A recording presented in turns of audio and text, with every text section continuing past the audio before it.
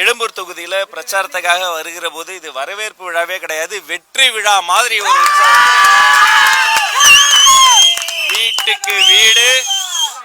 வீட்டுக்கு வீடு விசில் சத்தம், வீதிக்கு வீதி விசில் சத்தம், பூவை தூவி மாலை போட்டு ஆரத்தி எடுத்து ரொம்ப நல்லா இருக்குன்னா எல்லா புகழும் தளபதிக்கு. டிரான்சிட் ஹப்ஸ், இன்னொரு பக்கம் டிராஃபிக் ப்ராப்ளம், ஒரு பக்கம் பெரிய பெரிய ஹெரிட்டேஜ் சைட்ஸ், வானுயர்ந்த கட்டிடங்கள், இன்னொரு பக்கம் பாருங்க எளிய குடிசைகள், ஆஸ்பெஸ்டாஸ் வீடுகள்.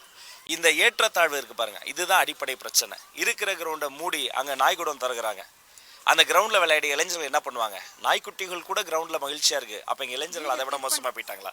அடிப்படை வசதிகள், சாலை போக்குவரத்து, அளவுக்கு அதிகமான டிராஃபிக், பெடஸ்ட்ரியன் ஃபர்ஸ்ட் ஜோன்ஸ் இல்லை.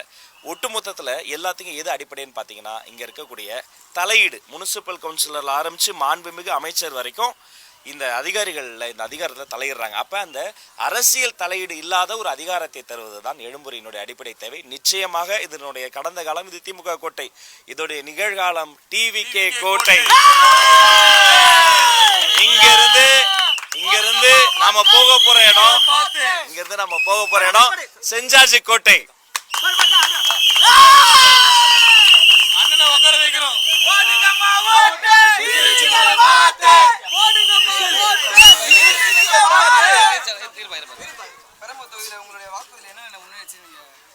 எழும்பூர் தொகுதியை பொறுத்த வரைக்கும் இந்த அடிப்படை பிரச்சனைகள், இங்க இருக்கக்கூடிய பட்டா பிரச்சனைகள், இங்க மழை பெஞ்சா நெஞ்சளவு தண்ணி நிக்குது அப்படி சொன்னா கோச்சுக்குவாங்க.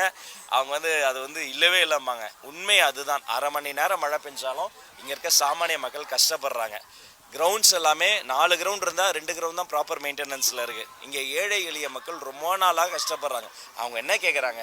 ஒரு வீடு கேட்குறாங்க, ஒரு நாகரிகமான வாழ்க்கை கேட்குறாங்க, எல்லோருக்கும் சமமான ஒரு வாய்ப்பை கேட்குறாங்க. இவர்கள் கேட்கக்கூடிய எழுச்சிமிகு எழும்பூர் தான் என்னுடைய லட்சியம். அது மட்டுமல்ல, இந்த எழும்பூர் தொகுதியில் நான் வாங்க போகிற ஒவ்வொரு வாக்குக்கும் ஒரு மரம் நடுவேன், எழும்பூரை சுற்றி நடுவேன்.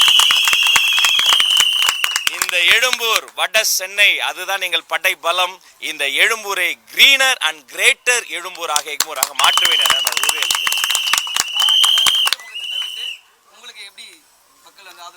ஐயோ, தளபதிக்கு வர கூட்டம் யாருக்குமே வராது.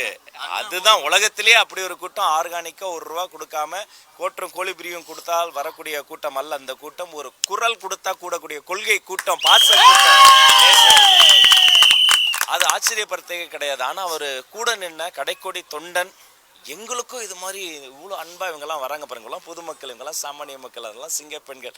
இது இறைவன் கொடுத்த மிகப்பெரிய வரம். உங்கள் மூலமாக நான் ஒன்று சொல்லிக்கிறேன், கடைசி வரைக்கும்மா உங்கள் எல்லாருக்கும் என்னுடைய கடைசி மூச்சு கடைசி ரத்தம் வரைக்கும் விசுவாசமாக இருப்போம்மா. நல்லது போனோம், நல்லது மட்டும்தான் பண்ணுவோம்.